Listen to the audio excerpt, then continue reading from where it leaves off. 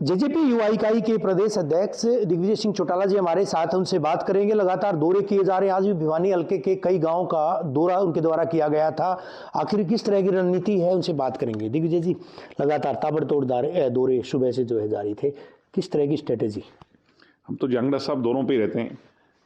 आप जब से चुनाव हारे हैं उसके बाद लगातार फील्ड में हैं। एक अकेली ऐसी पार्टी है जेजेपी पार्टी जिसका नेता और कार्यकर्ता, अंतिम पंक्ति का कार्यकर्ता भी फुली एक्टिव मोड में है।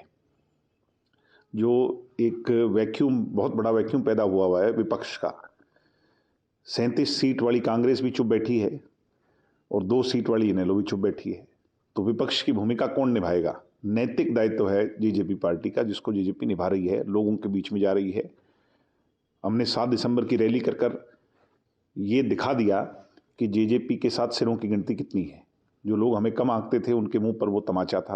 पहली बार शायद ऐसा हुआ मेरे भी राजनीतिक जीवन में, नहीं तो हर साल रैलियां होती हैं और जो विपक्षी दल होते हैं उनको बोलने का मौका मिलता है कि रैली बहुत माड़ी हुई, रैली में लोग कम आए। पहली बार था कि जुलाना की रैली के बाद किसी का मुंह तक भी नहीं खुला, सबको ये अप्रिशिएट करना पड़ा, मन ही मन कहना पड़ा, वे लोग तो तुमने खूब जुटाई। ठीक वैसे ही फिर हम जनता के बीच में निरंतर जो है युवा योद्धा कार्यक्रम के तहत जिला वाइज जा रहे हैं। हर रोज सुबह से लेकर शाम तक लोगों के बीच में रहते हैं। अब 13 मार्च को डॉक्टर अजय सिंह चौटाला जी के जन्म दिवस पर जो बीजेपी की जन विरोधी सरकार है, जिसने पेंशन रोक ली बुजुर्गों की, विधवा की, विकलांगों की, जिसने एचटेट का पेपर बेच दिया, जिसने एचपीएससी के अंदर बड़ा स्कैम कर दिया, हरियाणा के बच्चों का रोजगार छीन लिया, जिसने 2100 रुपये का हक महिला का छीन लिया, जिसने गुलाबी कार्ड पीले कार्ड काट दिए, और तो और क्राइम का इंडेक्स आज चरम पर है। कल की घटना है कि रोहतक के अंदर आईजी की कोठी के सामने एक आदमी को 35 गोली मारी, 100 पुलिस वाले तमाशा देखते रहे। ऐसे में हमारा नैतिक दायित्व है कि डॉक्टर अजय सिंह चौटाला जी के जो 65वें जन्म दिवस के उपलक्ष्य पर जो रैली हम करेंगे उसमें इतनी भीड़ जुटाएं। इसीलिए हम गांव गांव जा रहे हैं, जिससे कि जो एक परसेप्शन क्रिएट हो, इतने सिर वहाँ मौजूद हों कि इस सरकार की नींव और जड़ें हिल जाए और इनको 4 साल जो पड़े हैं उस पर सोचने पे मजबूर होना पड़ जाए। इसलिए हम दिन रात लगे हुए। हार क्या गठबंधन की वजह से हुई थी? मंथन तो अब किया होगा, क्योंकि समय जो है लगातार रैलियां भी लगातार आप कर रहे हैं, लोगों की सिरों की गिनती भी हो रही है। अब तो दरअसल क्या है, बायलैटरल कॉन्टेस्ट हो गया, यानी दो पक्षीय कॉन्टेस्ट रह गया पिछला इलेक्शन। बीजेपी को हराओ या बीजेपी को जिताओ, उसमें कांग्रेस ही कंटेस्ट में थी। हमारे ऊपर एक आरोप था कि हम बीजेपी के साथ चले गए। हम बीजेपी के साथ नहीं गए थे। हमारे पास केवल 10 विधायक थे जो नई पार्टी के थे। और आज मैं यही पूछता हूं उन क्रिटिसाइज करने वाले लोगों से कि 10 के अंदर से 7 विधायक कौन सी पार्टी के अंदर है? एक कांग्रेस के अंदर है जो विधायक बन गए शाहबाद से रामकरण काला, और 6 जो लोग थे वो सारे के सारे बीजेपी ज्वाइन कर गए। अगर हम उस समय सत्ता के हिस्सेदार नहीं बनते तो हमारा हश्र भी वही होना था जो कुलदीप बिश्नोई जी का हुआ। और उसके बाद लोग हमारे जो आज क्रिटिसाइज हमें करते हैं, तब ये कहते तुम पार्टी नहीं संभाल पाए। बेशर्ते दुष्यंत जी ने जो काम किए, महिला को 50% आरक्षण, बैकवर्ड को 8% आरक्षण, ऐसे ही किसान के खाते में सीधी पेमेंट, नई मंडियां, अब मैं क्या क्या गिनवाऊं। कभी बस अड्डे से बड़ी बात सोची थी बीजेपी और कांग्रेस ने? दुष्यंत चौटाला ने हवाई अड्डे की और हरियाणा को ले गया, पायलट ट्रेनिंग स्कूल हरियाणा में खुलवाई। अब काम कभी तो बोलेगा ना जी। हो सकता है कि आज उन बातों को दबा लिया जाए, मगर समय आने पे, अब मैं गांव में गया, जहां जहां बात होती है कि भाई पेंशन तुम 5000 कहते थे, तो मैंने कहा, बात लोगों ने समझी कि 10 विधायकों के दम पे वो पूरे एजेंडे नहीं हो सकते थे। अगर मैंने पूछा भी, आप ये बताओ आज तक भी इतनी पेंशन किसी ने बढ़वाई हो? बीजेपी ने अगर क्रेडिट लिया तो 2 साल में क्यों नहीं बढ़ाई? आज भी 3200 ही करी है। यानी कहने का तात्पर्य यह है कि जेजेपी प्रोग्रेसिव 36 बिरादरी की पार्टी है। चौधरी देवीलाल और चौधरी ओम प्रकाश चौटाला जाति विशेष के नेता नहीं थे। आज इनेलो क्या बन गई? जाति विशेष की पार्टी। वो तो खुलेआम कहते हैं मंचों पे कि हम तो एक विशेष जाति के हैं। जो भूपेंद्र सिंह हुड्डा ने तो कहा है कि मैं पहले उस जाति का हूं और बाद में मुख्यमंत्री हूं। अगर आप सबको सम्मिलित नहीं करोगे, माला जो होती है ना जी, उसमें एक मोती अच्छा नहीं लगता, और वो माला भी नहीं कहलाती, वो तो धागा कहलाता है। माला तो बनती है सारे मोती, 36 मोती जोड़ के। तो सोचने की बात है। हम मेहनत कर रहे हैं, हमारी कमियां खामियां रही होंगी, हम भी नौजवान हैं। घर में बच्चा कोई गलती कर दे, उसको परिवार जो है संघर्ष के रास्ते पर उतार करके दोबारा अवसर देता है।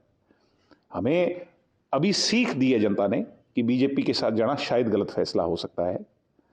बहरहाल हमें आगे आज जो ये लोग आ रहे हैं, ये भी कह रहे हैं, पीठ थपथपा रहे हैं कि कोई बात नहीं, भविष्य में आपने फिर खड़ा होना है, फिर लड़ाई लड़नी है, क्योंकि भविष्य में और कोई है ही नहीं। इनेलो और कांग्रेस को आपने बताया कि ये जाट की राजनीति करते हैं, जेजेपी क्या गैर जाट की राजनीति करेगी? नहीं, मैंने तो कहा ही नहीं कि मैं जाट की राजनीति करते हैं, मैंने ये कहा कि वो जाति विशेष की राजनीति करते हैं। यानी आपने खुद मेरी बात को एक्नॉलेज कर दिया कि जाति विशेष की राजनीति वो लोग करते हैं। आपने भूपेंद्र हुड्डा का जिक्र किया। मैंने भूपेंद्र मैंने तो कहा ही नहीं, जाट का नाम ही नहीं लिया मैंने कहा, तो उन्होंने कहा कि पहले वो ये कहते थे कि मैं पहले वो हूं और बाद में मुख्यमंत्री हूं, और बाद में मुख्यमंत्री हूं। तो सोच की बात है, क्या किसी जाति विशेष की राजनीति करने से, क्या आपने कहा गैर जाट, मैं तो मानता ही नहीं जाट और गैर जाट में कोई अंतर है। हम सब कमेरे लोग हैं, हमारा खून एक है, मैं कहता हूं कि हमारी सभ्यता एक है, सब कुछ तो एक है। बांटना काम इन लोगों का है, हमारी लड़ाई लुटेरों से है। जो आज गलत पॉलिसीज हैं, अब जो ये यूएस के साथ ट्रेड डील की है, इसका इम्पैक्ट बहुत स्लोली आएगा, ग्रेजुअली आएगा, जो हमारे किसानों के बहुत खिलाफ जाएगा। तो सोचने की बात है कि आज जो बदहाली प्रदेश की और देश की है, उसमें कौन जिम्मेवारी लेगा? क्या एक जाति से कोई सरकार बना लेगा? नहीं बना लेगा। पेंशन को लेकर टेंशन लगातार जारी है। पेंशन की बात कहते हैं कि पेंशन बहाली के लिए इनेलो ने कदम उठाया था। इनेलो नेता लगातार जो कह रहे हैं कि हमने जो है, हम लगातार लोगों के बीच तो हम नहीं कह रहे थे, हम नहीं कह रहे थे, मगर हाँ, आज क्रेडिट लेने की बात में हम लाइन में नहीं खड़े। हमने अपना दायित्व निभाया। हमने तो किसी दिन नहीं कहा कि हमें क्रेडिट दो, हमने तो किसी दिन नहीं कहा कि अरे किया क्या इनने, ड्राइंग रूम में बैठ के, दफ्तरों के अंदर एसी के कमरों में बैठ के, और सोशल मीडिया पर 4 आदमियों को इंटरव्यू तो दिए होंगे, और कौन से पहाड़ तोड़ दिए। ये वही वाली बात है, पानी लेने गए थे और हरियाणा की सड़क खोद के आ गए थे। तो सोचने की बात है कि ये लोग दरअसल they are so tired. Look at there, उनका चेहरा देखो आप, एकदम उतरे हुए चेहरे होते हैं, कोई रौनक नहीं, कोई। ये बदलाव कहां से लाके देंगे? आप अपने संबोधनों में ये कहते हैं कि टायर्ड, रिटायर्ड। इनमें से आधे लोगों की पीठ के दर्द हैं। मैंने अभी पीछे एक बयान में कहा था कि इनका फिटनेस टेस्ट कराओ। ये 100 मीटर नहीं चल सकते।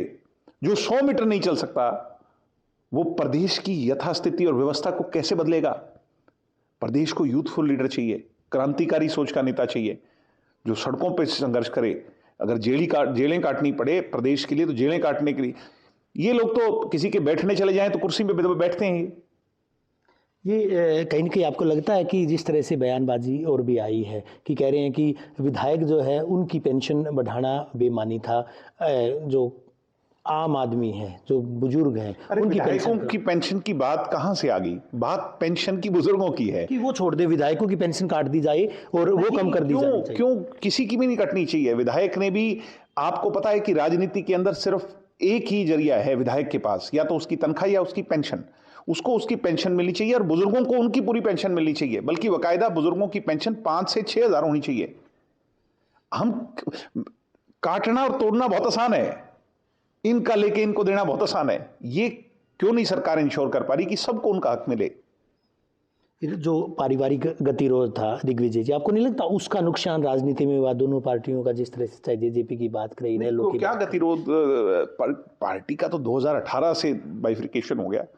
उसके बाद अपनी अपनी लड़ाई, उनकी विचारधारा ही हमारे सामने। अगर इकट्ठे चुनाव लड़ते तो आपको क्या लगता है? नहीं, मुझे अब हाइपोथेटिकल चीजों का मैं जवाब नहीं। अगर हम और कांग्रेस मिलकर लड़ते, अगर हम और बीजेपी मिलकर लड़ते, अगर हम और इनेलो, ये कोई हाइपोथेटिकल बातें हैं। जेजेपी तो हमने लड़ाई अकेले अपने दम पर। जेजेपी तो एक बार तैयार थी कि कांग्रेस को भी समर्थन दे सकते थे। नहीं, कांग्रेस के साथ जाने की बात नहीं थी। हाँ, इस बात को लेकर के जरूर विचार हुआ था कि विपक्षी दलों को एक मुश्त बीजेपी के सामने खिलाफ हो जाना चाहिए। उसके अंदर सभी राजनीतिक दलों, beat any political party in Haryana, उसमें आम आदमी पार्टी भी, बीएसपी भी, अन्य राजनीतिक दलों को भी, सब लोगों को एक महागठबंधन की अगर फॉर्मूला हरियाणा में 2024 में बनता, तो इनका सुपड़ा साफ हो जाता, जैसे चौधरी देवीलाल जी ने कांग्रेस का किया था।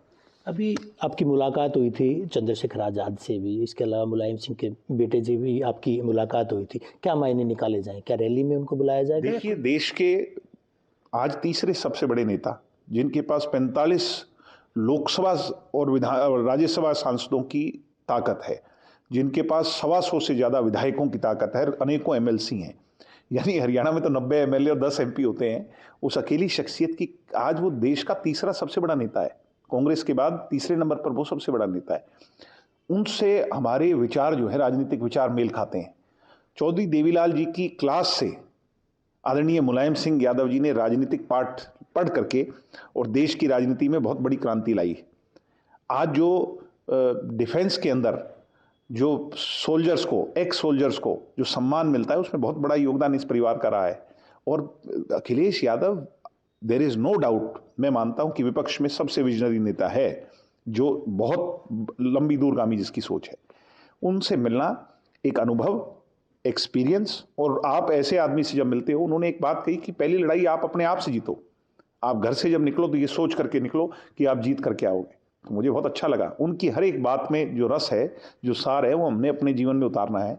और मैं ये मानता हूं कि उन्हें देश का एक दिन नेतृत्व करने का अवसर जरूर मिलेगा। चाचा भतीजे के बीच इतनी तलखियां कैसे हैं दिग्विजय जी? नहीं, कोई तलखी नहीं है हमारे बीच में। मैं लगातार बयान आते हैं, आपके बयान आते हैं, साथ ही साथ पॉलिटिकल बयान होते हैं। कभी भी मैं पारिवारिक तौर पर कभी भी मैं उनका आदर करता हूं। मुझे आज भी मिल जाएंगे तो मैं उनका पैरों के हाथ लगा करके आदर करूंगा। मैं मेरे दोनों भाइयों का आदर करता हूं, मेरे पूरे परिवार का आदर करता हूं। पारिवारिक लड़ाई नहीं है। यानी अब पार्टी एक नहीं हो सकती, अब तो दोनों नहीं, मुझे मैं ना तो ना कहूंगा ना हाँ कहूंगा, क्योंकि मैं ना कहूंगा तो जो आपके दर्शक हैं वो ये कहेंगे कि यही लोग नहीं चाहते कि परिवार एक हो। मैं तो इस बात में सकारात्मक सोच रखता था पहले भी। पहल की है? नहीं, पहल तो बड़ों को करनी है ना, उसमें हमारी क्या हैसियत है? वो तो परिवार के जो बड़े लोग हैं, उसमें पार्टी के जो लीडरशिप है। अब वो एक हाथ से ताली तो नहीं बजती। डॉक्टर साहब तो बहुत बार प्रयास कर चुके, मगर बार बार वो क्रेडिबिलिटी पे जब सवाल उठाएंगे तो फिर जब हमें ललकारेंगे तो कौन सहेगा?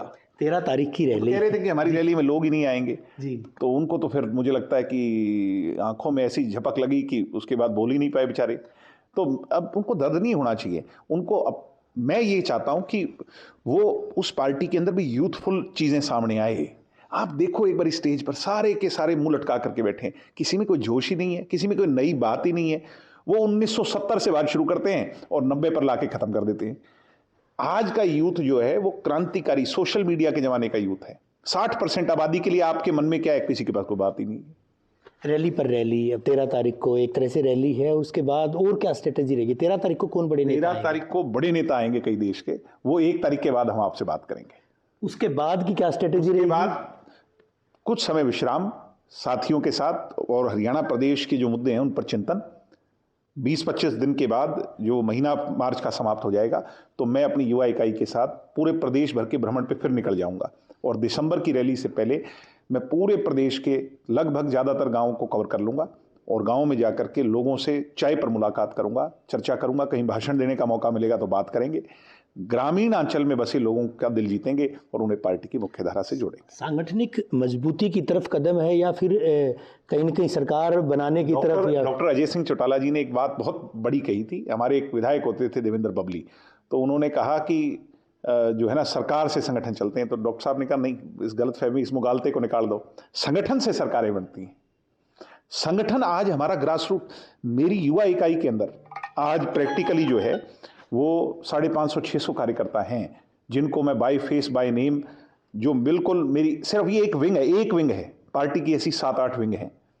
यानी ग्रास रूट लेवल से मेरा माइक्रो ग्रामीण जो आपका हल्का स्तर है उस पर भी हमारी कार्यकारिणी का काम हमने पूरा कर लिया। क्या कोई और राजनीतिक दल है जिसका स्टेट इकाई पूरी हो, जिसकी जिला की इकाई पूरी हो, जिला के अंदर की पूरी कार्यकारिणी पूरी हो, हल्का इकाई पूरी हो और हल्का की कार्यकारिणी पूरी हो? मुझे कोई दिखा दे, आपके चैनल पर डिबेट करने को तैयार हूं कि हमारी आधी भी कार्यकारिणी किसी के पास हो। तो ये एक बड़ा बयान हो रहा है। चौधरी रणजीत सिंह चौटाला जी ने बयान दिया है कि जो नेता हैं हुक्का भरने का काम करते थे, तो जिनका संपत सिंह जी का नाम। रणजीत सिंह चौटाला बहुत एक्सपीरियंस्ड, बहुत सुलझे हुए, मृदुभाषी और बहुत जिनका सेक्रीफाइस रहा है, वो नेता हैं। उनका हम आदर करते हैं, आदर करते रहेंगे। उन्होंने कोई बात कही है, वो बड़े हैं, वो उनसे भी बड़े हैं जिनके बारे में बात कही है, तो कुछ सोच समझ के कही होगी। मैं क्या कह सकता हूं इसके बारे में?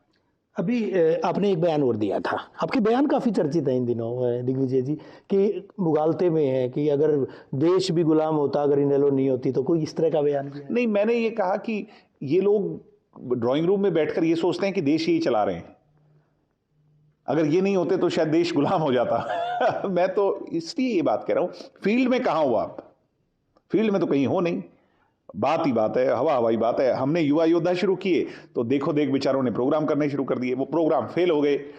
पहले कहते थे कि हम प्रदेश का सम्मेलन करेंगे, हमने 13 तारीख का रखा, अब इन्हें लगा पहले कर लेंगे तो उसकी कोई चर्चा नहीं करेगा, इन्हें 23 तारीख का रख दिया। यानी एक, आपने कभी कंप्यूटर चलाया हो तो उस पर copy paste, tired retired copy paste party है ये। तो अभी तो लड़ाई तो जेजेपी और इनेलो के बीच ही दिखाई दे रही है। नहीं, कोई लड़ाई नहीं, हम तो विपक्ष की भूमिका, हमारी लड़ाई बीजेपी से है, हमारी इनेलो से और कांग्रेस से कोई लड़ाई नहीं। सीधे तौर पर बात की आपने, और अभी जो है स्ट्रेटजी यही रहेगी कि लोगों के बीच में जाएंगे, लोगों को, अब कांग्रेस भी मनरेगा को लेकर, ट्रेड डील को लेकर लोगों के बीच में आज भी प्रदर्शन किया था। हाँ, मैं एक देख रहा था कि एक जिले के अंदर प्रदर्शन जो किया उसमें एक ही आदमी गया, और वो भी किसी जिला अध्यक्ष का बेटा जाकर गया। सिरसा का कोई मामला मैंने ये तो नहीं देखा कहाँ का है, तो हालात देख लीजिए कि इतना सिर फुटबल है। Congress is rejected. मैं आज एक गांव में गया, वहां पे एक बुजुर्ग ने मेरा हाथ पकड़ करके बोला कि जन भावना को भूपेंद्र हुड्डा ने लात मारी है। लेकिन राहुल गांधी के दौरे के बाद राहुल गांधी जिस तरह से कुरुक्षेत्र आए थे, मंथन शिविर चला था, कॉन्टैक्ट का मूल मंत्र, पहली बार आए हैं राहुल गांधी। लेकिन उस वक्त कार्यकारिणी नहीं बनी थी, जिस तरह से जिला अध्यक्ष प्रदेश पहली बार आए हैं राहुल गांधी। राहुल गांधी तो यहाँ रोज चक्कर मारते हैं, कभी सोनीपत जाते हैं, कभी खेत में खाना खाते हैं, कभी कुछ करते हैं। इन चीज़ों से ये आजकल एक बात समझनी होगी साहब, कि सोशल मीडिया पर दिखावा करने से आप जमीनी हकीकत नहीं बना सकते।